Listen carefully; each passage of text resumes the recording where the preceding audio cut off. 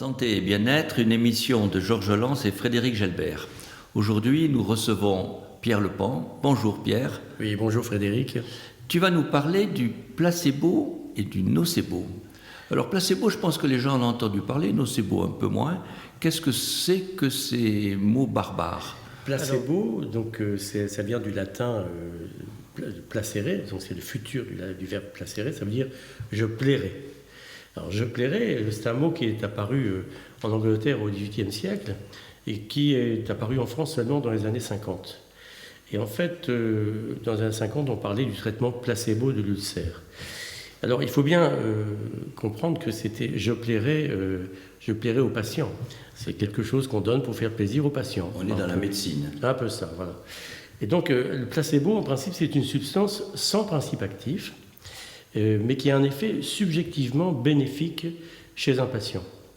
Mais il faut bien différencier donc le placebo, qui est la substance, de l'effet placebo. C'est ça qui est intéressant, c'est que l'effet bénéfique de cette substance, mais aussi le renforcement thérapeutique d'une substance active. Il y a aussi un effet placebo dans un médicament authentique. C'est-à-dire que si on donne par exemple un antidouleur, l'antidouleur agit sur le plan chimique, on a tous les éléments pour savoir qu'il agit sur le plan chimique, mais également, il a aussi un effet placebo. Je pense qu'il faudra l'expliciter parce que c'est pas évident. Et le nocebo ? Alors le nocebo, c'est l'inverse.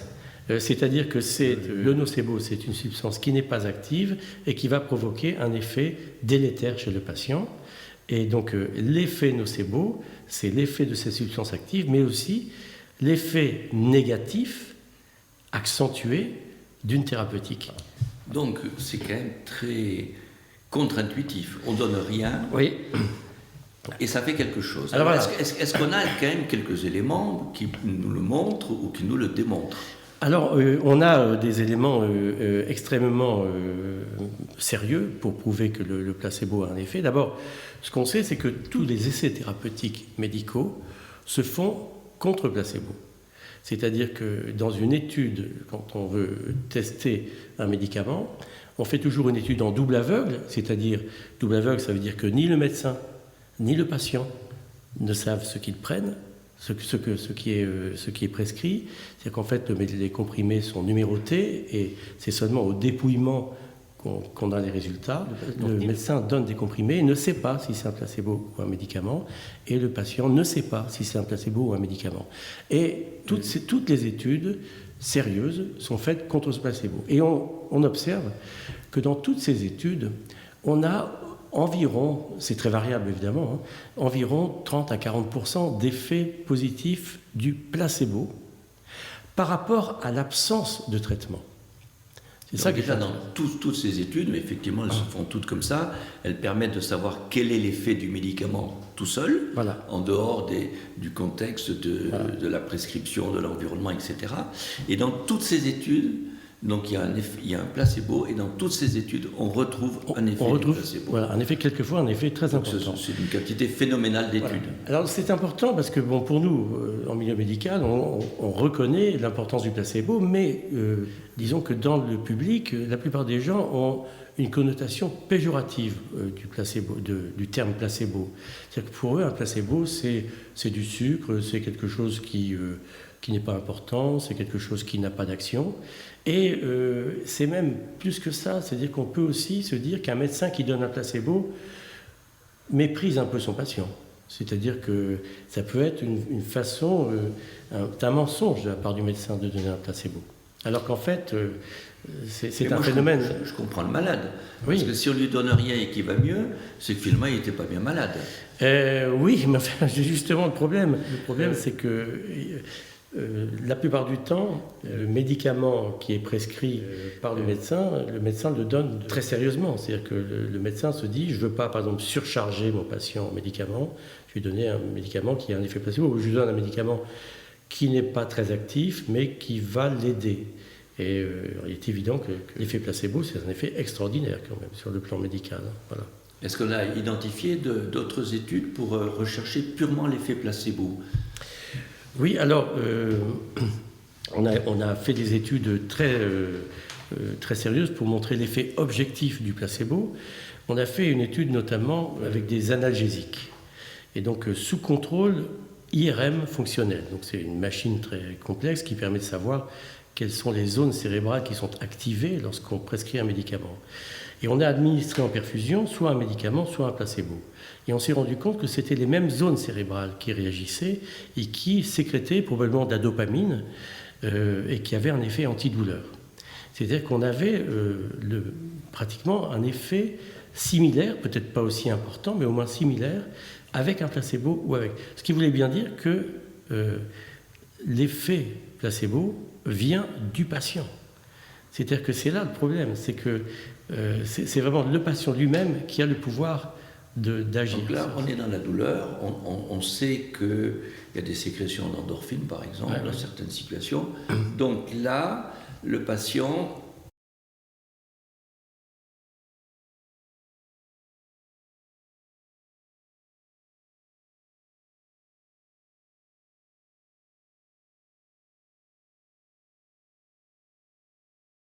Soit parce qu'il prend un médicament X, il peut renforcer l'effet de ce médicament contre la douleur, soit même avec un produit où il n'y a rien d'actif, il peut faire sécréter ces mécanismes qui vont lutter contre la douleur. Exactement.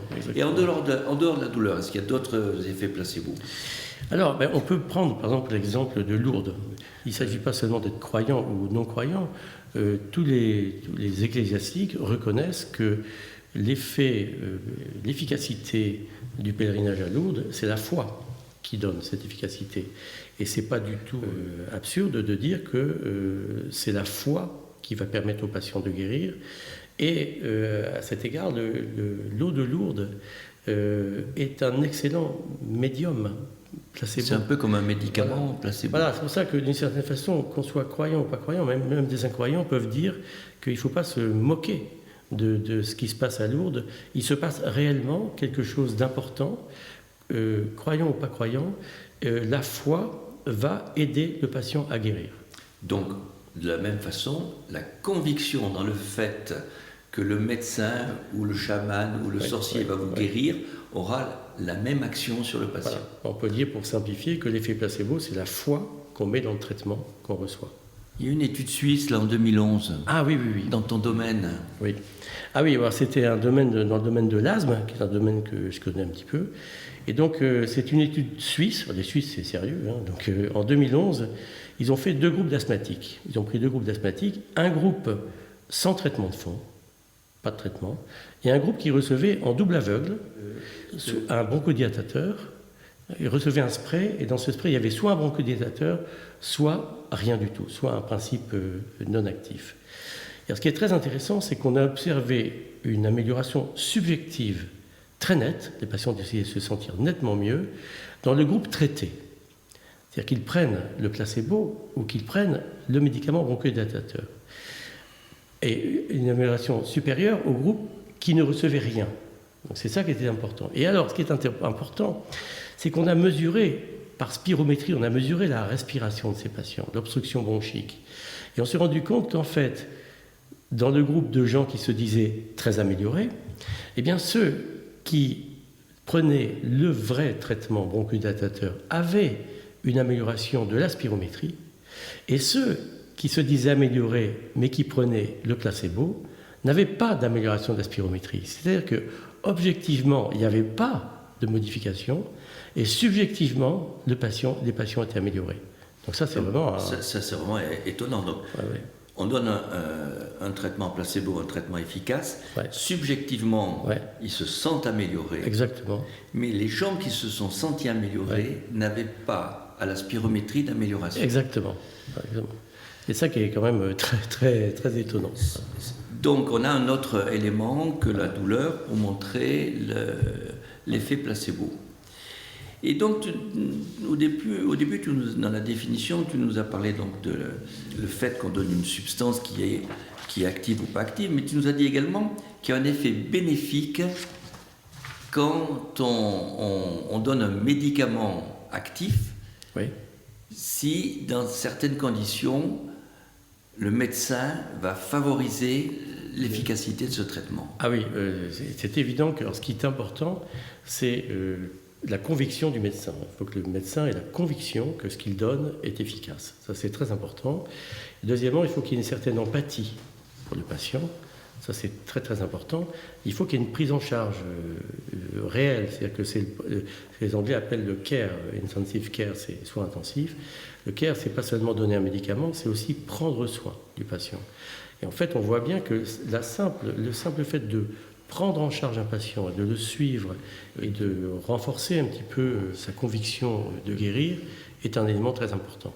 Donc la bonne relation thérapeutique, la bonne relation entre le médecin et le patient a un rôle pour améliorer l'efficacité des médicaments. Alors, par où passe cette efficacité? Comment est-ce qu'on peut expliquer dans l'organisme, comment est-ce qu'on peut l'expliquer? Alors, justement, on sous-estime très nettement l'effet de l'esprit sur le corps. On sous-estime totalement. Il y a des voies qui vont agir. Alors, on sait par exemple qu'on a en nous de quoi nous guérir ou nous tuer. Par exemple, prenons l'exemple des cellules immunocompétentes, des lymphocytes. Les lymphocytes, il y a parmi ces globules blancs, ces lymphocytes, des lymphocytes qui sont natural killers, qui sont capables de détruire des cellules cancéreuses. Et ces lymphocytes vont être, lorsqu'on a un cancer, vont être mobilisés. Et en fait, suivant la volonté du patient de guérir ou de ne pas guérir, cette activité lymphocytaire, ça a été mesuré, sera plus ou moins importante. Ça, c'est un exemple pour les lymphocytes. Donc, on a des mécanismes qui ont été prouvés pour expliquer comment on peut agir pour améliorer par l'effet placebo. Absolument. Mais au tout début, tu nous as parlé de l'effet nocebo.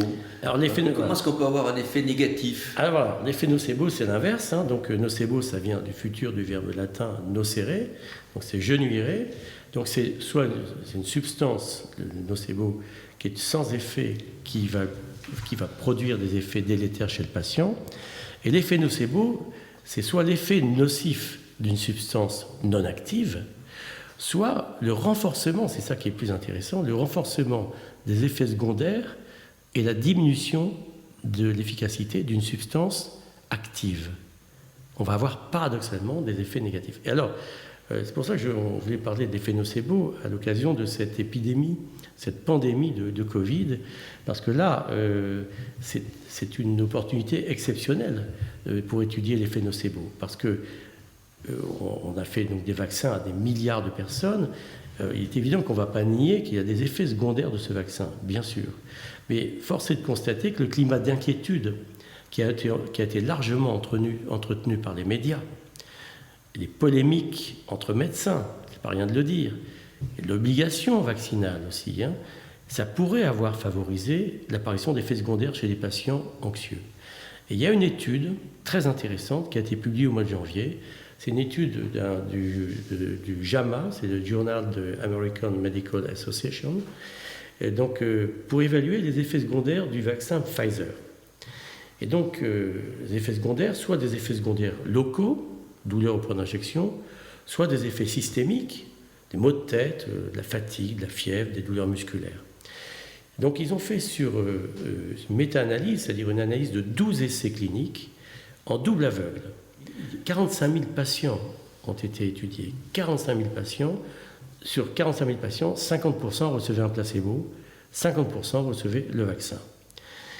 Résultat, après la première dose, 35% d'effets systémiques dans le groupe placebo. Et 31% après la deuxième dose. Et ces effets secondaires systémiques? Effets secondaires, donc douleur, soit douleur à point d'injection, maux de tête, fièvre, fatigue, douleur musculaire. 46% d'effets systémiques dans le groupe vacciné. 61% après deuxième dose. Conclusion, d'abord, on conclut que les effets systémiques du vaccin sont incontestables. Il y a plus d'effets systémiques chez les vaccinés. Ok, d'accord, le vaccin donne des effets secondaires, ça on s'en doutait un peu. Mais il y a incontestablement un effet nocebo. Et quand on fait une analyse statistique, c'est-à-dire le ratio du pourcentage d'effets indésirables du vaccin par rapport au pourcentage d'effets indésirables du placebo, on conclut que 76% des effets systémiques du vaccin sont liés à l'effet nocebo. Donc si je calcule bien, quelqu'un qui a des réticences contre le vaccin a 3 fois plus de chances, absolument, ou même 4 fois plus de chances de faire un effet secondaire que celui qui y va en toute confiance. Alors justement, ils ont essayé de déterminer les facteurs du risque de ces gens qui avaient des effets nocebo. Et alors, en fait, ils ont déterminé plusieurs facteurs. D'abord, l'anticipation d'effets indésirables. C'est-à-dire que le patient n'est pas confiant et il se dit « je vais avoir des effets secondaires avec ce vaccin ». Donc déjà, il anticipe. Deuxièmement, il y a un conditionnement. C'est un patient qui a peut-être eu des expériences antérieures, il a peut-être fait des réactions allergiques à un antibiotique, il a peut-être eu des effets secondaires de médicaments déjà. Et donc, déjà, c'est des patients qui sont conditionnés à avoir des effets secondaires. Et puis, certaines caractéristiques psychologiques comme l'anxiété, évidemment, la dépression, voilà. Et puis, certains contextes socioculturels. Il y a des milieux méfiants.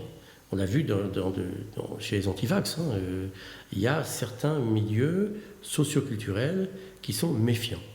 Et donc, ça renforce évidemment l'effet nocebo. Voilà. Alors, on comprend bien que devant cette appréhension, cette méfiance, une bonne relation médecin-malade, une explication, une prise en charge va permettre de lever toutes ces appréhensions et de mieux supporter le vaccin. Et c'est la même chose pour tous les traitements. Bien sûr, bien sûr. On peut dire que c'est vraiment l'effet placebo repose donc sur la foi et la confiance, et l'effet nocebo est en rapport avec la mauvaise prise en charge et la méfiance du patient. On peut dire que c'est comme ça. Voilà. Mais je crois que ça fait une belle conclusion. Merci Pierre. Bon, merci Frédéric.